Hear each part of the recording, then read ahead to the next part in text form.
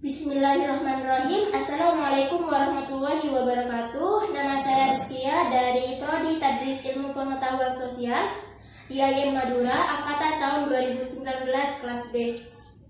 Alhamdulillah, saat ini saya sedang berada di SMPI Azharul Ulum, dan di samping saya sudah ada salah satu guru, tepatnya guru IPS di SMPI Azharul Ulum, dengan Bapak siapa?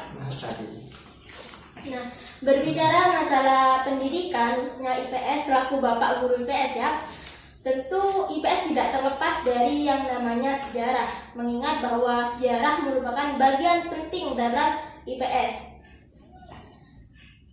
Kalau tidak salah, untuk K13 ini IPS lebih banyak ditekankan di kelas 8, khususnya semester 2, meskipun tidak sebanyak dulu ketika KTSP ya.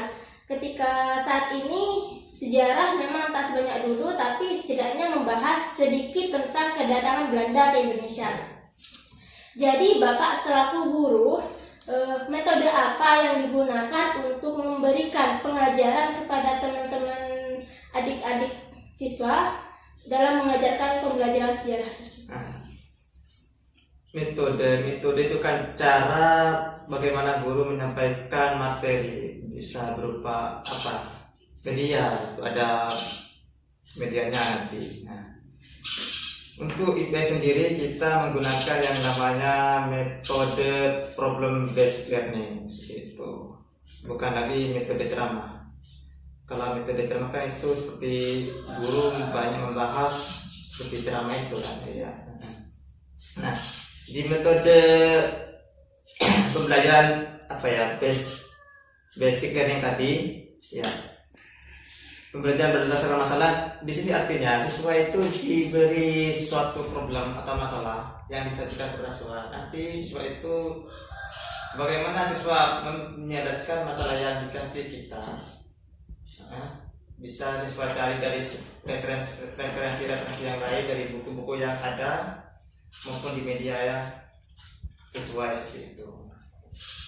Dari metode yang Bapak sudah sampaikan tadi, kira-kira sudah berapa persen para siswa tersebut memahami materi yang sudah disampaikan? Nah, untuk paham tidaknya itu sekitar 50-75%. Saya tidak mengatakan 100%. Metode yang kita pakai ini tidak bisa dikatakan 100%. Kurang lebih 75% siswa bisa menangkap apa yang kita lakukan seperti itu melalui metode tadi. Untuk kan kita kan pembelajaran sejarah ya, sejarah Indonesia. Kan tadi yang sudah disampaikan adalah metodenya hampir sama seperti problem solving ya, pemecahan masalah itu sendiri. Nah, bagaimana caranya kok bisa problem solving untuk pengajaran sejarah Indonesia, mengingat bahwa sejarah Indonesia adalah membahas kejadian di masa lalu, sedangkan problem solving itu sendiri adalah memecahkan masalah. Kenapa? Kan tadi metode yang Bapak sampaikan adalah problem solving atau problem basic learning. Nah, gimana caranya Bapak mengajarkan, sedangkan kalau kita berbicara masalah sejarah, apalagi sejarah Indonesia, adalah kita mengajarkan kejadian yang terjadi di masa lalu. Nah, bagaimana cara Bapak mengajarkan sejarah ini menggunakan metode problem solving? Di sini kekurangan kita. Di sini kurangnya prasarana, sarana dan prasarana, kurangnya proyektor. Nah, di sini ada video yang dimana siswa langsung mengobservasi langsung ke video seperti itu. Nah, di sini kurangnya kita, tidak adanya proyektor. Maka di sini kita menggunakan yang namanya Android. Kita langsung mengobservasi langsung siswa terhadap film-film atau drama-drama berkaitan dengan sejarah maupun video-video yang berkaitan dengan museum tadi seperti itu. Nah, kalau sekarang kan berbeda dengan tahun-tahun sebelumnya ya. Mungkin kalau tahun sebelumnya kita lebih enak gitu, enjoy di kelas, kita mengajar pakai problem solving, teman-teman belajar di luar. Nah, kalau dalam masa pandemi seperti saat ini kan siswa itu lebih ada di dalam rumah kan ya.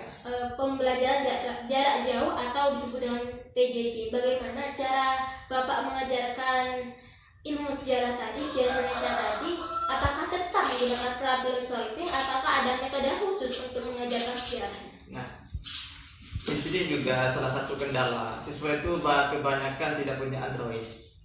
Nah, kendala kita di sini.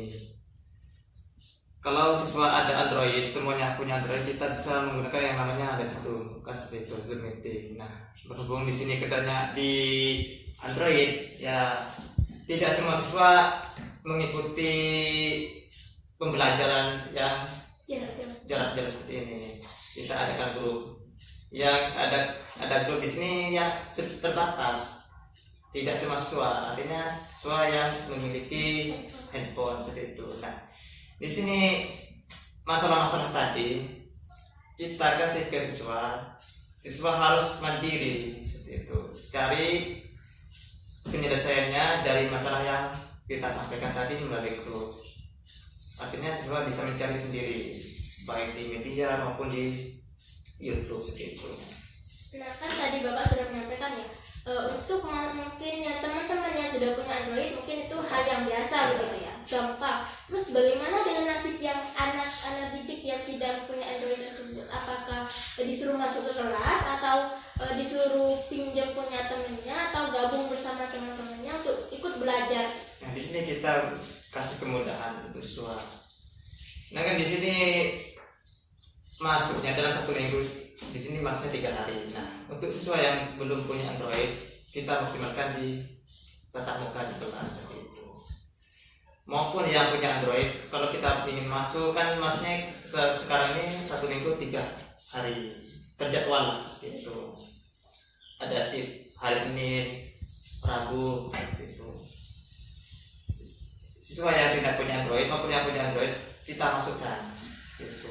Nanti untuk tugas tambahan kita lewat di luring jaringan itu. Untuk selanjutnya kan rencananya dari Kemendikbud tahun 2021 sudah mau membuka sekolah kembali. Artinya teman-teman para siswa mahasiswa akan kembali ke sekolah seperti biasa. Nah, apakah ada rencana seperti itu untuk mengubah sistemnya lebih bagus, atau pertanyaan terbesar saya adalah apakah ketika Bapak hanya mengajarkan mendengar berdiskusi, belajar membaca, menonton dramanya saja, itu sudah yakin 100% teman-teman itu bisa paham meskipun hanya 75%? Ya. Untuk niat kedepannya, mudah-mudahan saja ini berjalan.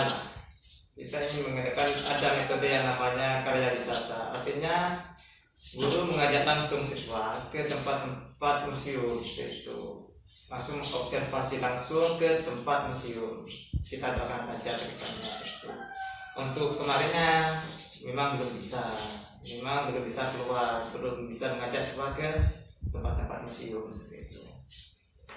Kan sudah ada rencana, tentunya sudah ada pandangan, mau ke tempat ini, mau ke tempat itu. Kira-kira menurut Bapak sasaran paling pas gitu untuk membawa teman-teman adik-adik sekalian membawa ke tempat wisata untuk belajar secara langsung itu kira-kira di mana?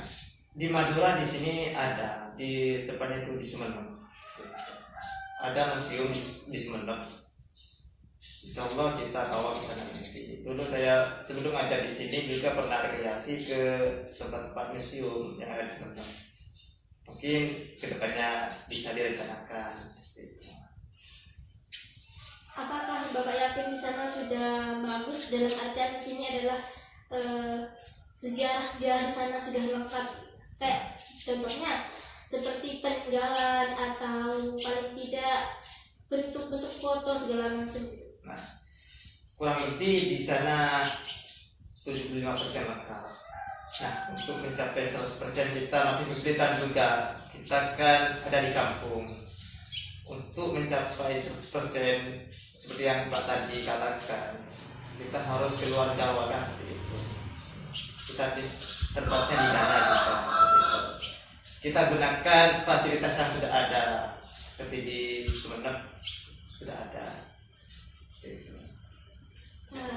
Cukup sekian saja ya Bapak. Terima kasih sebelumnya saya ucapkan, dan alhamdulillah kegiatan wawancara sudah kita lakukan. Selebihnya mohon maaf. Wassalamualaikum warahmatullahi wabarakatuh.